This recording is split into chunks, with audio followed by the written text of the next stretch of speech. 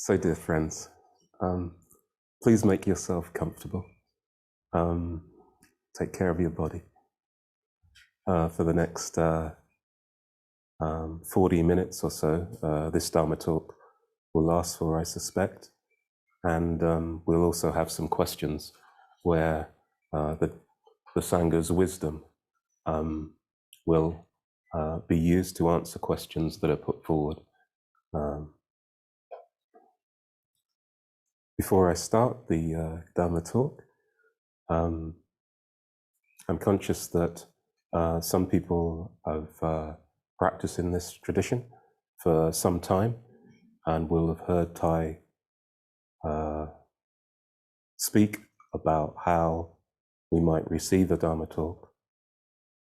However, I'm also aware that there are some that are new to this particular tradition. So I will repeat what Thay regularly offers us around receiving a Dharma talk. So Thay teaches that when we listen to a Dharma talk, as well as making ourselves comfortable and having a volition to be present and to watch our minds and watch our bodies throughout the talk, so it's another practice to stay present. We should treat the words, the Dharma, with a capital D rather than a small d. When you have a small d, it's about the objects of the world.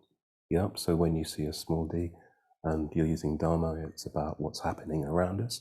But when you're seeing a capital D in front of the Dharma, it's the teachings of the Buddha. And I'm talking about the teachings of the Buddha rather than the Dharma with a small d. So when we hear the Dharma, we should open up to it like we would Dharma rain. So when we're having guided meditations, we sit, we follow our breathing, but we are open, our heart is open. There are many people who come to this tradition after having practiced with others, and there are many people in this tradition with very strong intellects, which is a good thing because the Buddha asks us not to accept anything, to look into the Dharma and look deeply at it. Don't take it on face value, make your own mind up. But to balance this, Thay tells us to be very open to it. There'll be times in Dharma sharing, questions and answers, and when you use your own intellect to examine in detail what the Buddha, what Thay, and what some of us who are offering Thay's teachings have said with your strong intellect, that as you're receiving it, please just have an open heart and use it like Dharma rain, like the earth just takes the rain, yeah, and then it processes it and looks at it deeply and uses it to flower. So please, those of us that have made our career or tend to use that strong intellect, please balance that up a little bit by being open, breathing, coming back to the body, opening the heart. This is a safe environment to accept the Buddha's teachings like Dharma rain.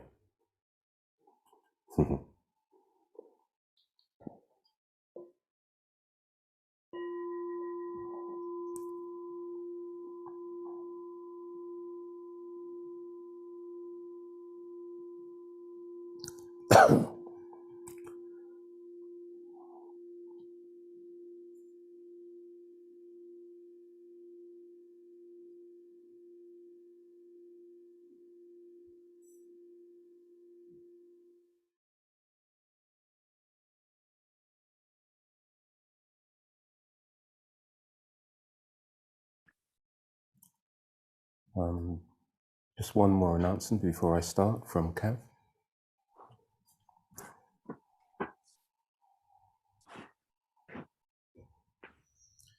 Thank you, dear friends, particularly those of us that are in the room. You notice we are using microphones, and that helps people on Zoom hear clearly. We also want to be sure that people in the room can hear clearly. So I've set up a speaker on that side of the room. It's just behind where the piano is there. And it's just bringing a little bit more voice out. So if you do struggle to hear a little bit, we don't want to damage Dean's voice by asking him to speak up the whole weekend. So we want him to be able to speak really softly. So if it's better for you to sit on this side of the room, please exchange with someone and we'll make your way over there and you should be able to hear more clearly. And we've also enabled live captions on the Zoom call as well for those on Zoom to pick up on some of the words. We know the translation isn't exact for some of the words, but hopefully it'll help to. It's not a Diner talk, as I've seen there. It is a Dharma talk. Yeah, thank you.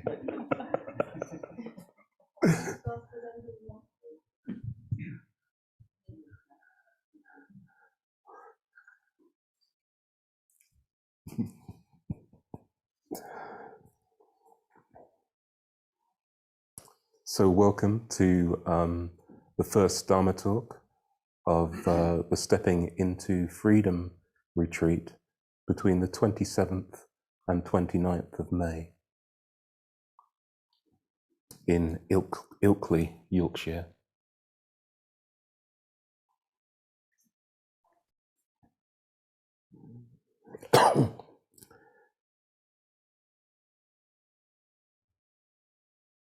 Thay teaches that the Sutra on the full awareness of breathing and the Sutra on the Four Establishments of Mindfulness are fundamental to the practice of meditation.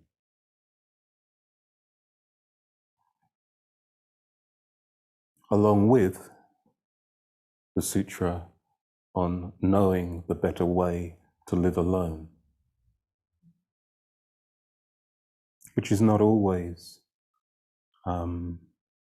offered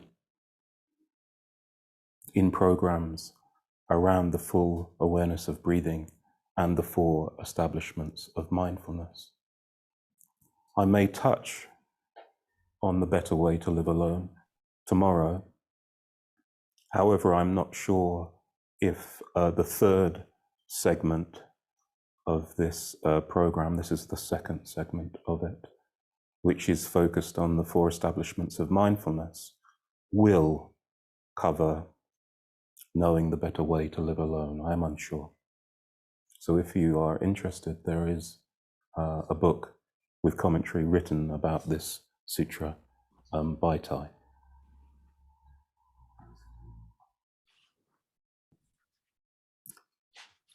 The full awareness of breathing isn't just about practicing meditation in the meditation hall or by your shrine at home or by the place that you sit and feel at ease at home.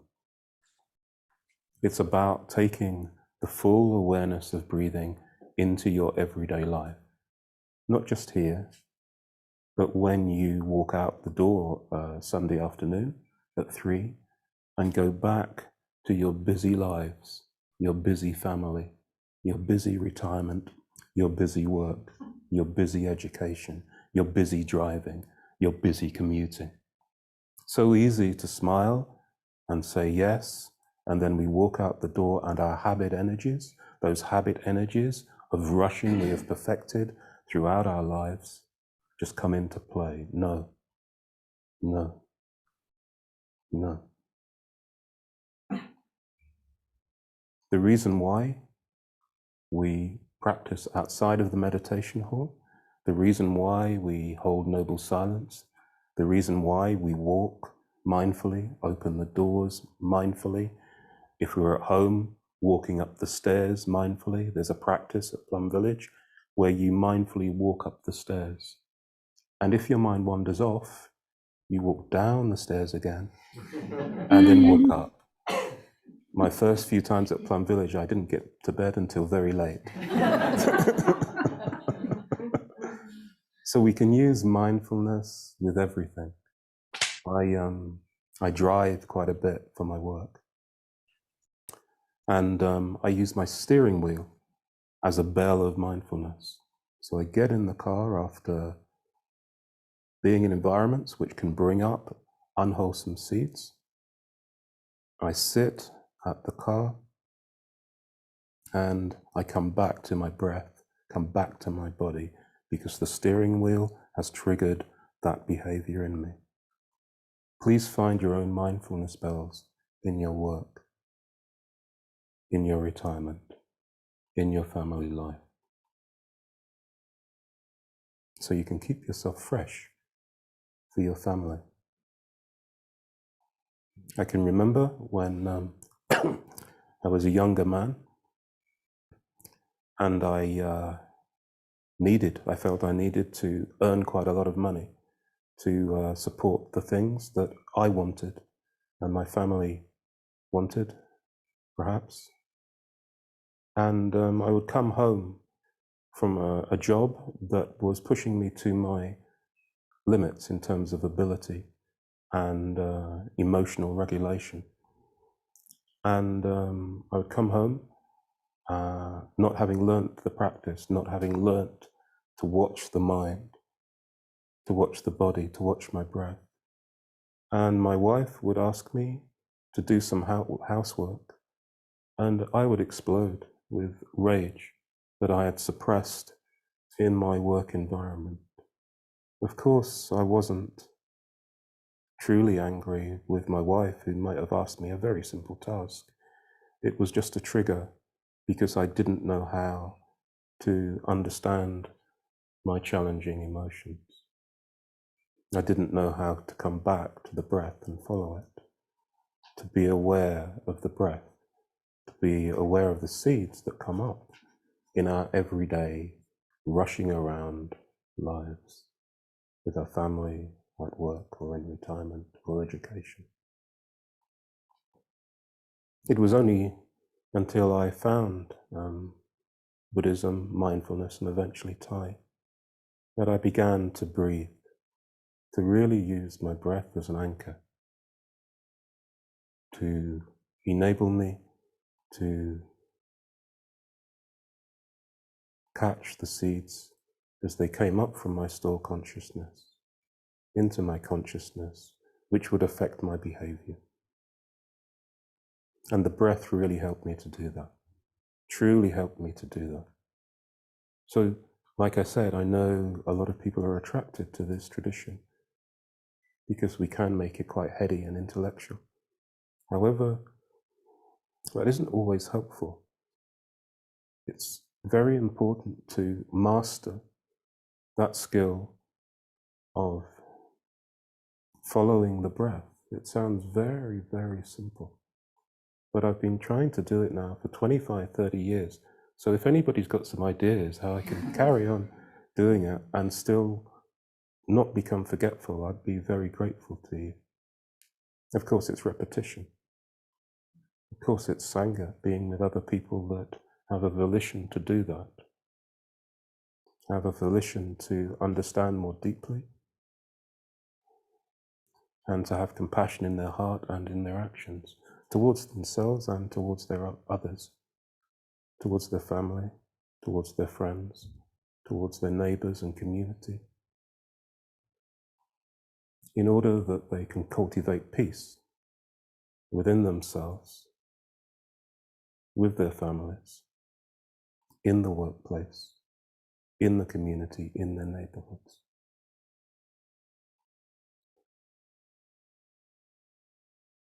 So the full awareness of breathing truly, truly does this if we practice it, not if we read it, not if we just talk about it, not if we develop lots and lots of notions and wonderful analysis. We have to do it. Like when you're in a gym, like if you're a runner, there's certain muscles that you use to develop those running skills.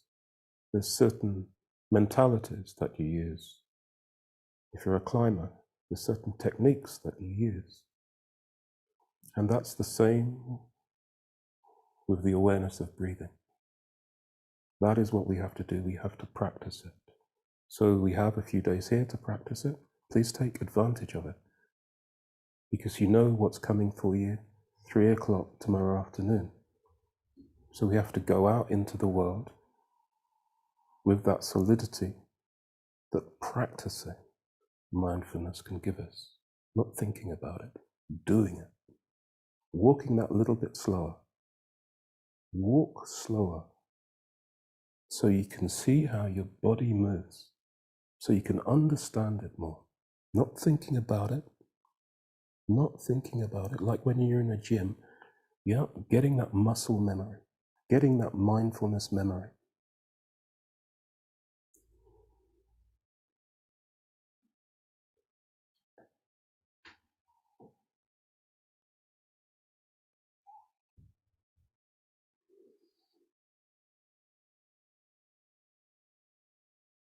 When we go to the toilet, that's a great place to practice mindfulness.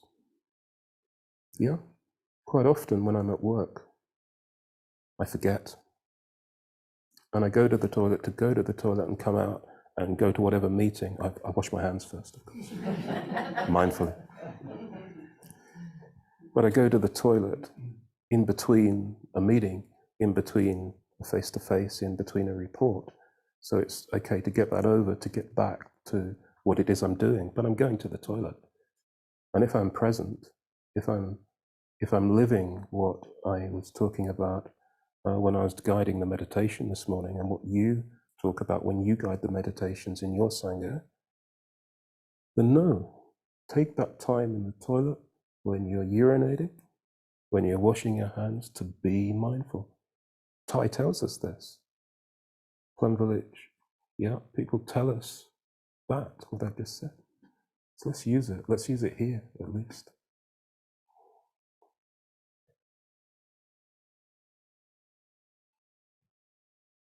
When the phone goes, on your mobile phone, or a landline if you still have a landline, don't rush to it. It was created for us as a tool for us, not to be fettered to it, not to be tied to it, not to rush to it. So use your phone as a mindfulness bell. This is something I feel a little bit more comfortable with. I do it. So I rarely pick up the phone after the first couple of rings. It's normally the third or the fourth, and I get a lot of calls. So I use that as a trigger to be mindful. Please, please, I implore you to do the same. So you can live a happier, more joyful, more at ease life. And when you start doing that, your family, I assure you, from experience, will have a happier, joyful, more peaceful life. Your work colleagues, your neighbors, your community. Even if those environments are challenging. Even if they're challenging.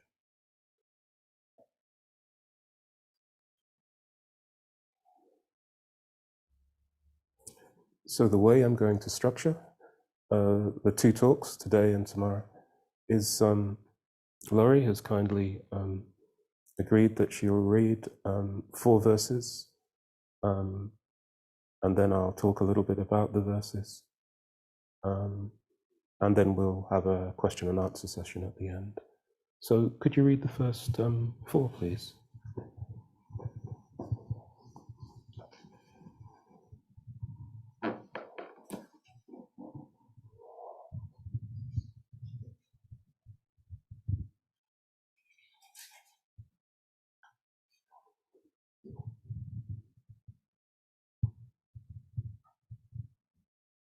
Breathing in a long breath.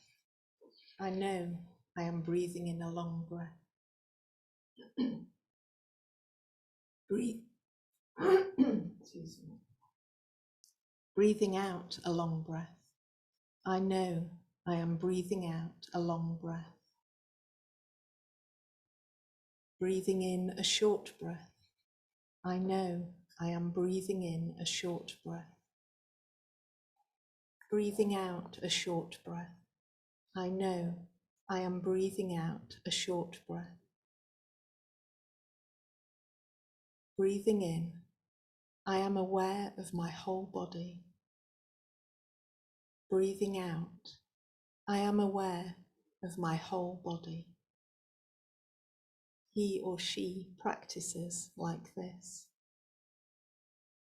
Breathing in, I calm my body, my whole body.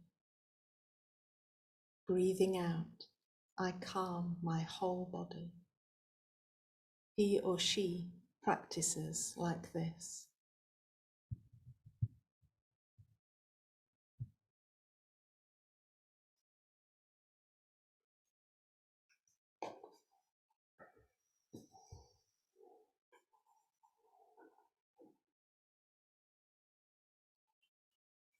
So this section is about what we've been practicing over the last few hours.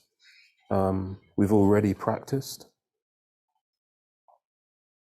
2 of the exercises about coming back to the body, coming back to the breath, calming the body, because we've had 2 guided meditations last night from The Blooming of a Lotus by Thich Nhat Hanh, which makes this sutra a little bit more accessible. And many of you that facilitate Sangha will have read from this and practice from this sutra. I think there are 3 or 4 meditations too, which I used last night with us, which allow us to come back to our body, come back to our breath, and calm ourselves. Why do we want to do this? I think a lot of you know that I work in prisons and high secure environments sometimes. I do other things as well.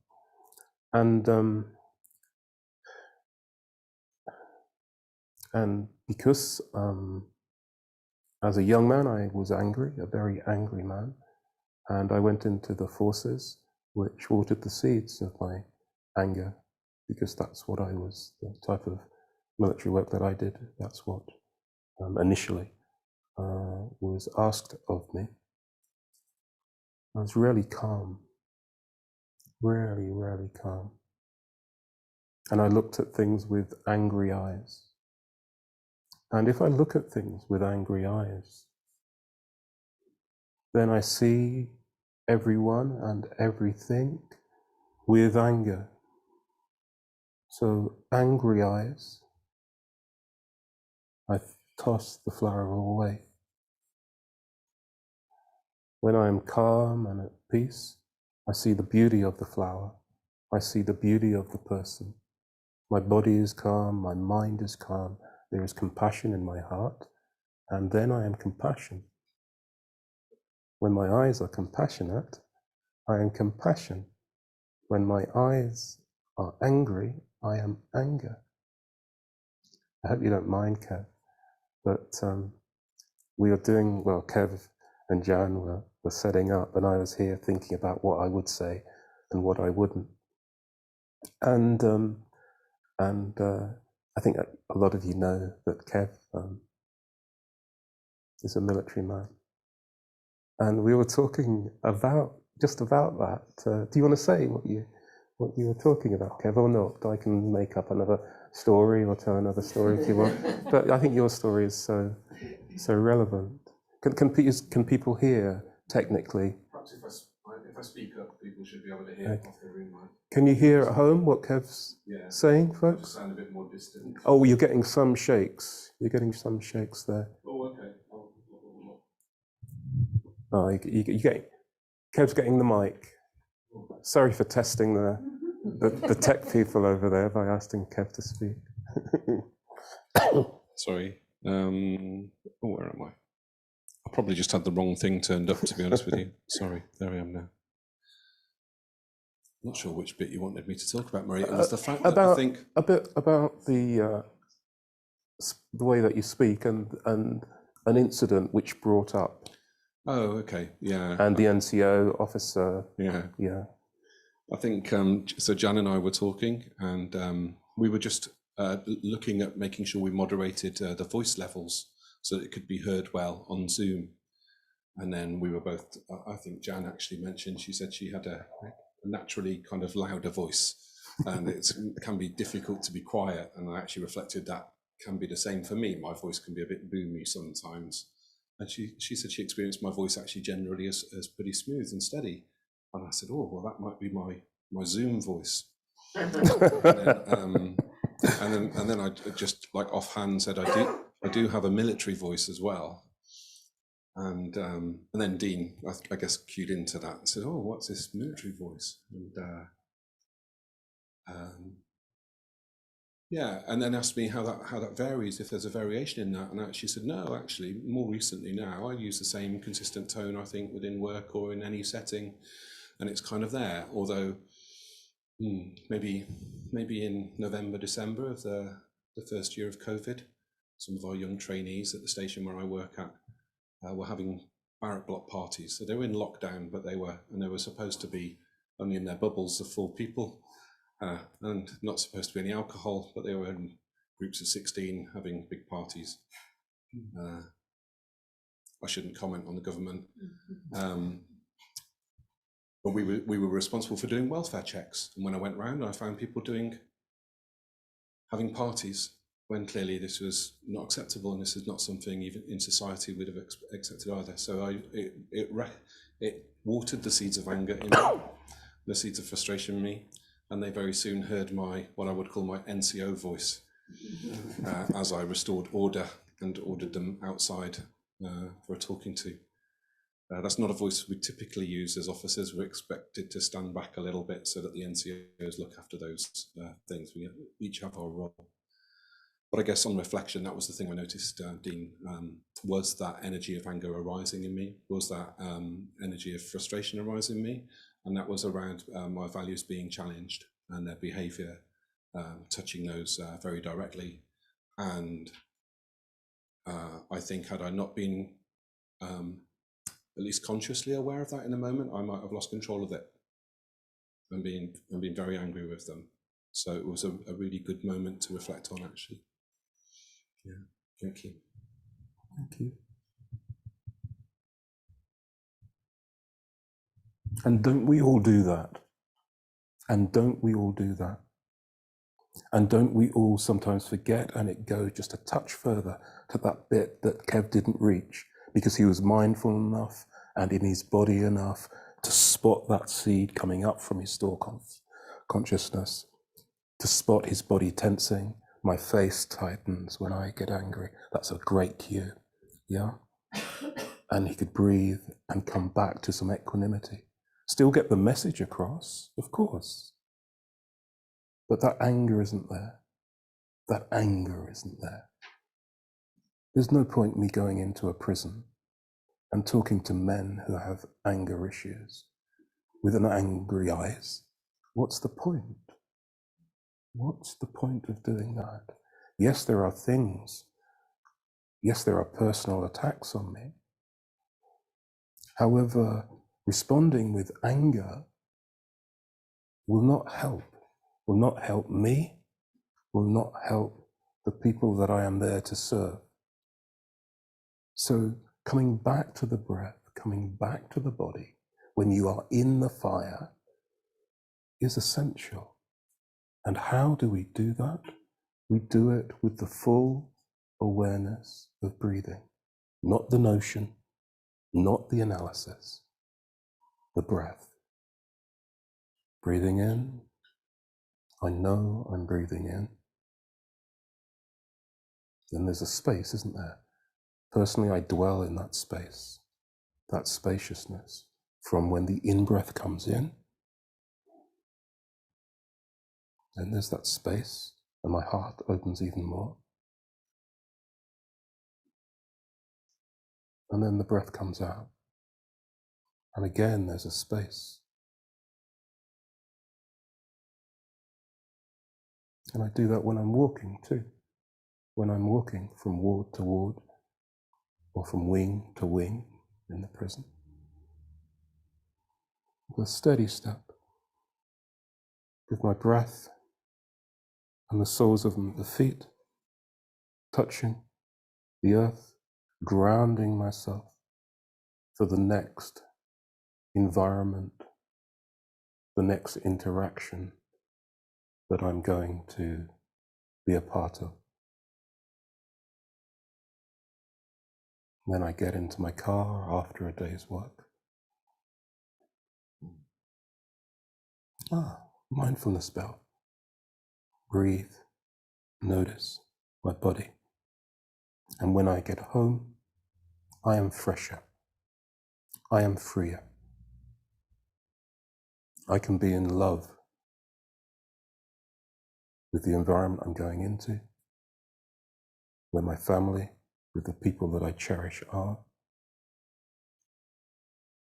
rather than walking through the door with angry eyes, walking into the environment, if I live alone, where I must look after myself, where I must be compassionate to myself, where I must refresh myself.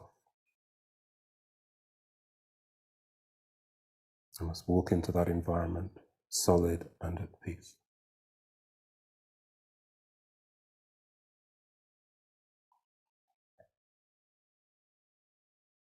Leslie and Jane, who offered the first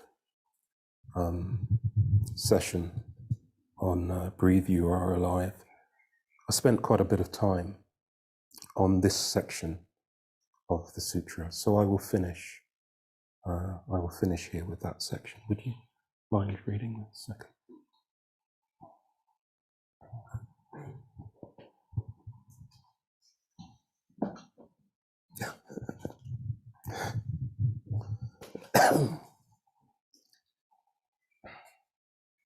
Breathing in, I feel joyful. Breathing out, I feel joyful. He or she practices like this. Breathing in, I feel happy. Breathing out, I feel happy. He or she practices like this. Breathing in, I am aware of my mental formations. Breathing out, I am aware of my mental formations. He or she practices like this. Breathing in, I calm my mental formations. Breathing out, I calm my mental formations. He or she practices like this.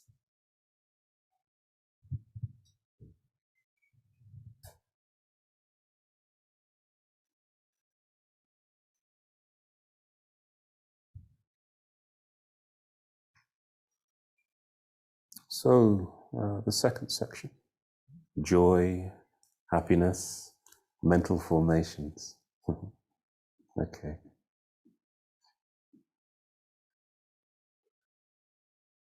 In Buddhism, there is a significant difference between joy and happiness. The Buddha, and I think Jane used it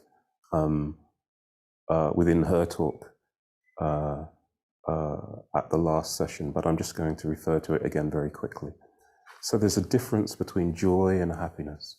And the way that the Buddha explained the difference was that there's somebody walking in the desert, they see an oasis, and joy arises.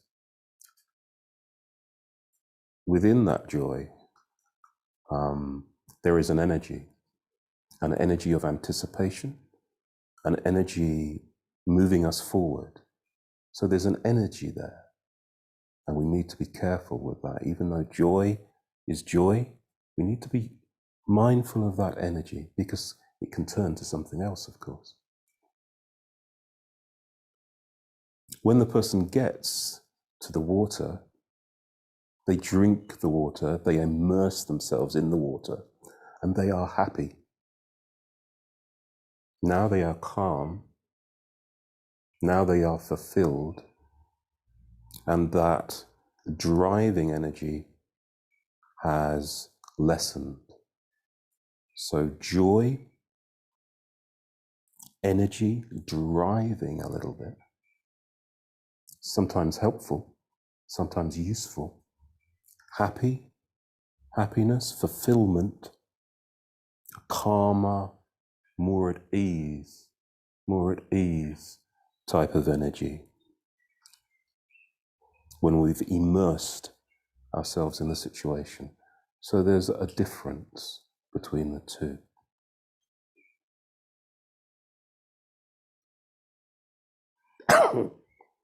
So Thay tells us that we can cultivate joy and happiness with these simple practices of the breath.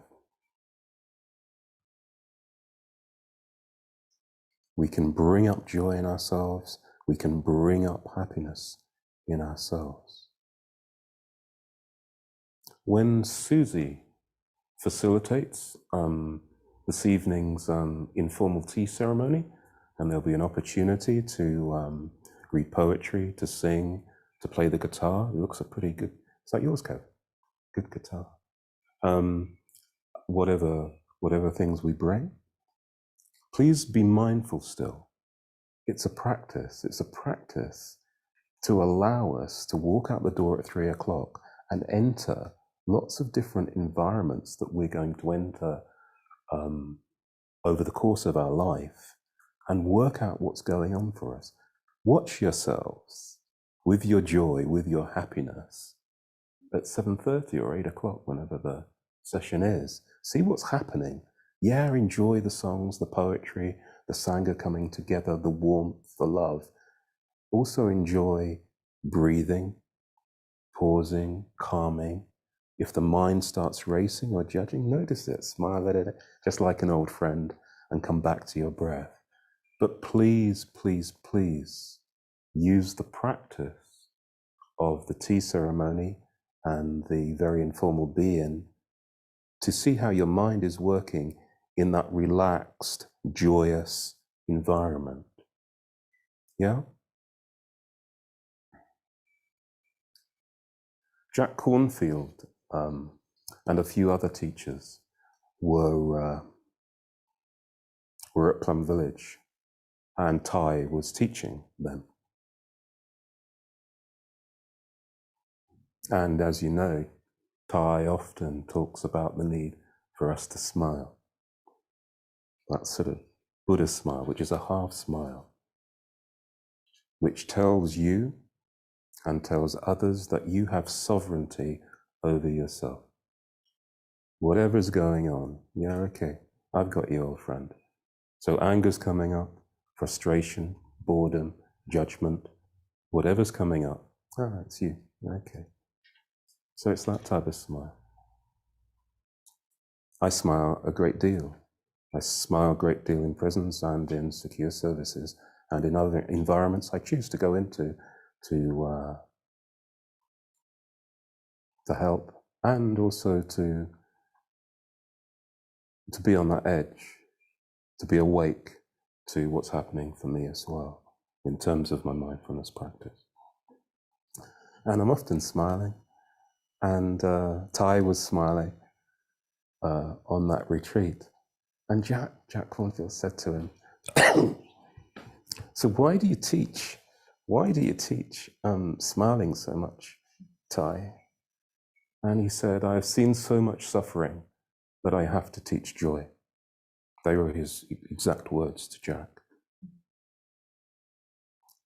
And that really woke me up to the fact of that this isn't a lightweight practice. This smiling business isn't lightweight. This is a heavy, heavy practice. To be able to walk into environments, to see the things that Thay has seen, to take the action, not just all heady stuff, action, going out there, engaged Buddhism, addressing the eco problems that we have, the racial injustice, the poverty, the wars, the pandemic, and to do that with solidity, peace, a smile, takes a depth of practice. And that what Thay was teaching, to those teachers, to those great teachers. So please don't think that this smiling business is just about a lightweight action. It is not. If we truly smile, if that smile is true and real and authentic in environments where not everybody is able to or wants to. And if you don't want to at this moment, that's okay too, because there'll be other people in the Sangha that can. And I know when I can't smile, that's okay, because there'll be other people here that can. But please try this smiling practice, smiling at your old friends. In my case, my old friend anger. It might be your old friend sadness or depression, irritation, worry, anxiety.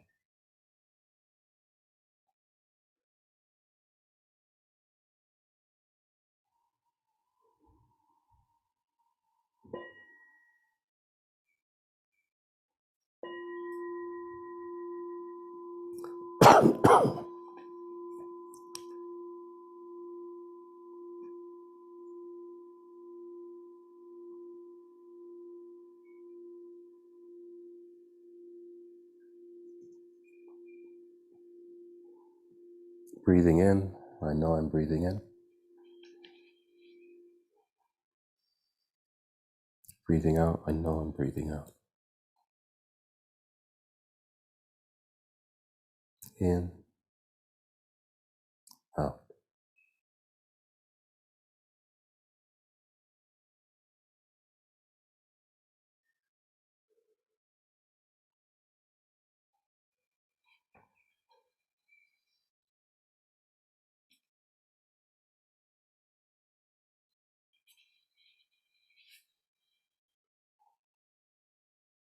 Just one more thing, and then I'll go to mental formations.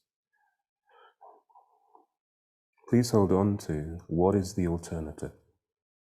What is the alternative to smiling, to being at peace with ourselves, to developing joy and happiness in our lives? What else?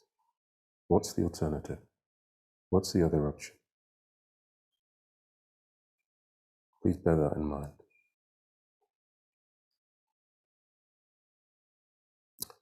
So I'll cover mental formations, and then perhaps we'll do some mindful movement, because the energy is shifting. So mental formations. In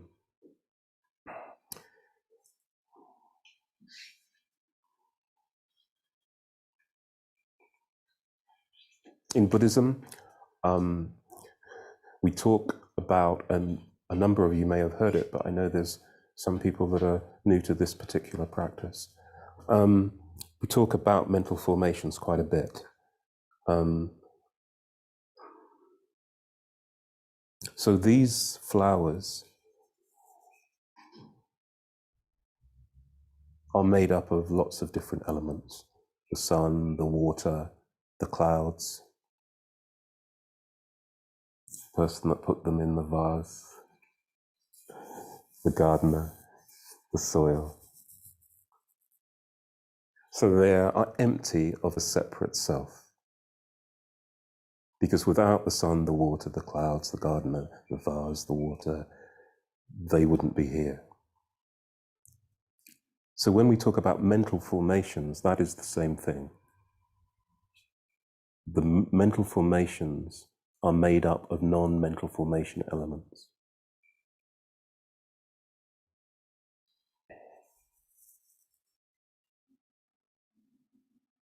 So I see a young man in a cell, and he is angry, and he wants to hurt himself, and he wants to hurt everyone else that comes to see him, either physically or verbally. So that anger, that habit energy that he has developed over so long, is made up of non-anger elements, is made up of his childhood, is made up of not being able to get out of his cell for 23 hours a day, is made up of the food that he is eating, is made up of, for the third time, his request for something he's entitled to hasn't arrived. And all of these combinations is made up of his ancestors, made up of his ancestors. So not just his mum and his dad or his grandparents, but ancestors long, long ago. And Laurie will be getting us in touch with our ancestors later this afternoon when we touch the earth, when we connect and go back to our ancestors. So all of these things have resulted in this young man's anger. And it's the same with us. Within the Buddhist tradition that our teacher comes from, there are 52 mental formations.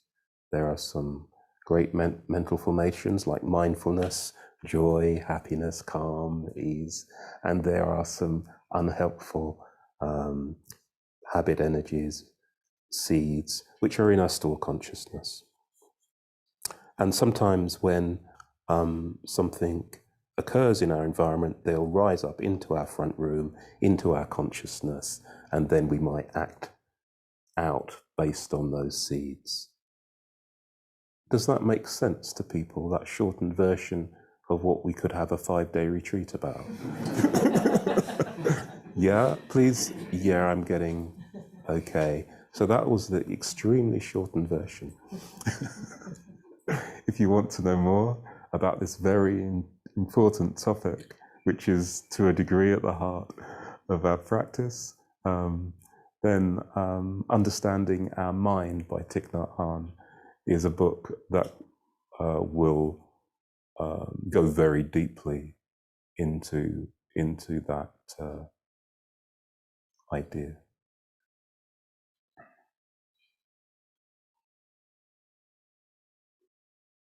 So, we know we have many mental formations. However, in order to work with them, we must nourish ourselves and be happy and joyful.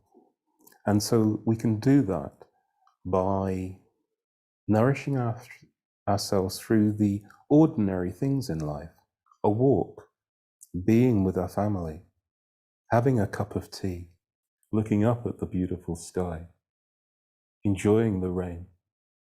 So we enjoy those nourishing things to ensure that the unwholesome seeds don't come up. However, some of us choose in the environments that we work, but I choose to do it, to actually test that out a bit. So I want to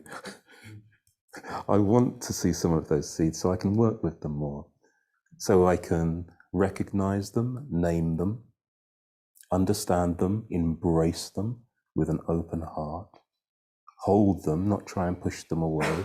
Thay uses the idea of when an unwholesome seed comes up, rocking it like a baby, doesn't he? Yeah, I want to rock my unwholesome seeds. I want to understand where they come from. Yeah. But to do that, I must have nourishment. I must have nourishment. So please ensure, if we had more time, I'd ask you to break off into groups and talk. I might do it tomorrow, actually, and talk about what nourishes you. So you have a great big long list to go home with. So when those seeds are coming up, when you've found yourself in an environment, you think, why am I here? And it started 10, 15 years ago. You can actually begin to go to the things that make you happy.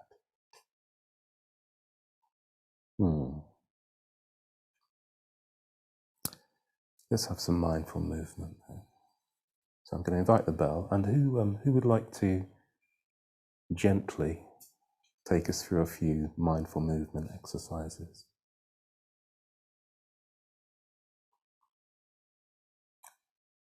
I was never a teacher. I know there's some teachers in the room, ex-teachers, but it's really difficult, isn't it, getting people's eyes to so yeah, oh yeah, that person's weakening. They'll do it. Anybody do some mindful movement? Boy, oh boy. Okay, I'll do it. So we'll just hear the bell and then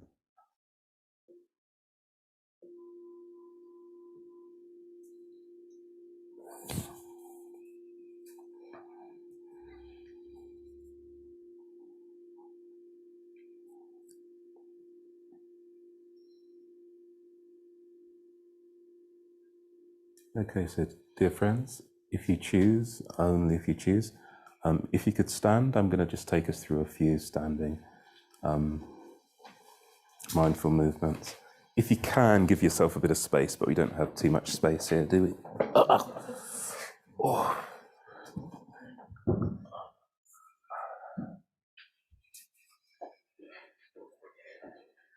Hey, are you starting? Yeah, you could. Oh, okay. Well, that's a mindful movement, isn't it? Can you guys see me in Zoom? Yeah, not that I'm going to be that much help. Okay.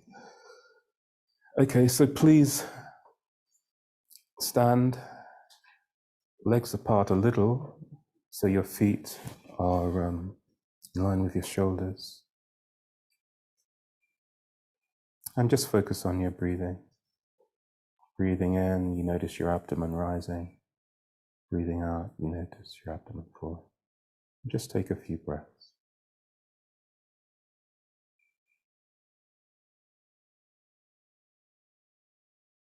And in your own time, if you feel comfortable with this move, some people with heart conditions may not choose to do it, but it's very gentle. Breathe in and raise your arms, just to shoulder height. And when you breathe out,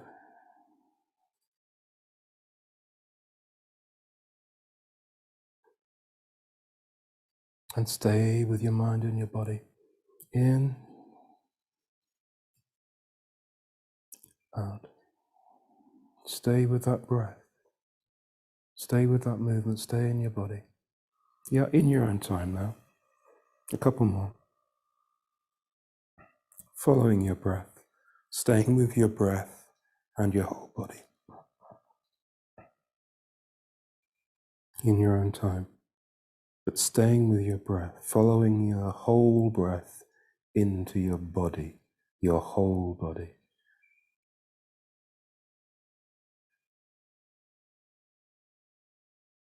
And if it feels true to you, and if it feels okay to do,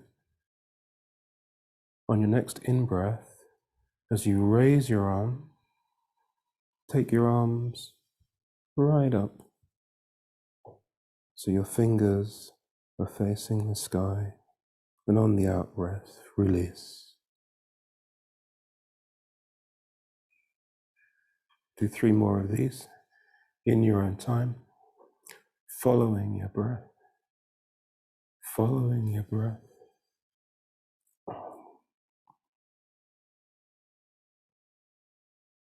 Staying with your breath for its whole duration. And smile. The smile being a sign that you have sovereignty over your breath, over your mind, over your body. Breathing in, I smile.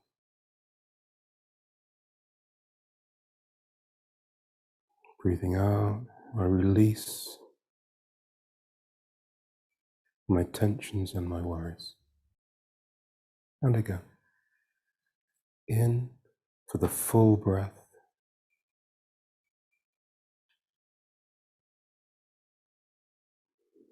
Out.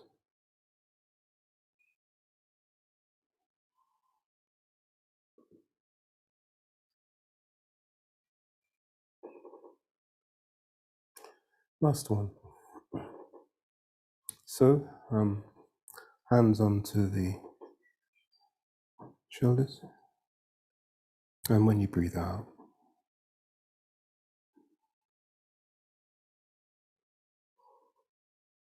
breathing in, hands on the shoulders. Breathing out, smile. Noticing how your body is. Noticing any thoughts. And when they come,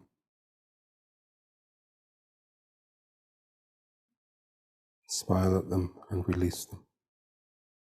And come back to the breath. When you breathe in, follow the whole breath in.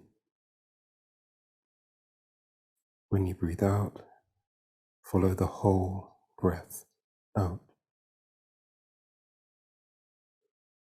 Smile.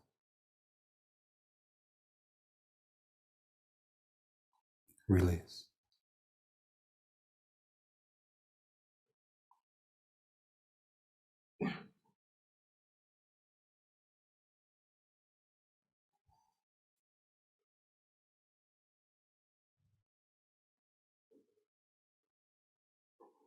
And just come back to your breath and just stand. Just stand. And notice what your mind's doing. Because this is probably for most people a fairly easy task. So when we're in that queue, when we're waiting for something to happen, watch what your mind's doing. Do you want to distract yourself? Stay with it. So if it's wandering off, okay, off you go again. Back to the breath, back to the body. Because this is what the mind does. When it's a bit too easy for us, off we go. Stay. Stay. Stay.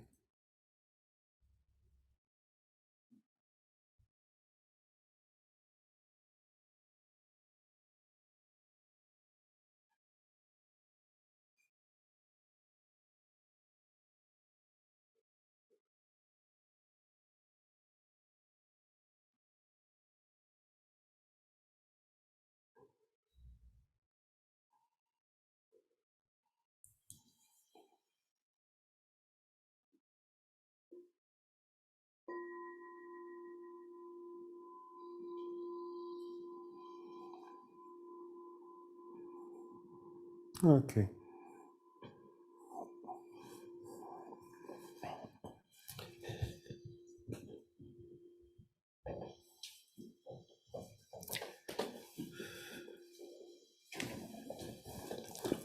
Have I done 2 or 3? Just 2.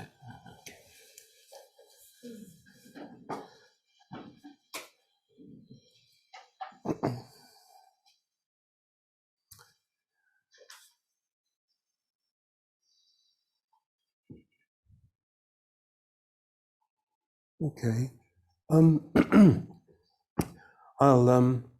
I've covered roughly, I think, what was covered by Jane and Leslie.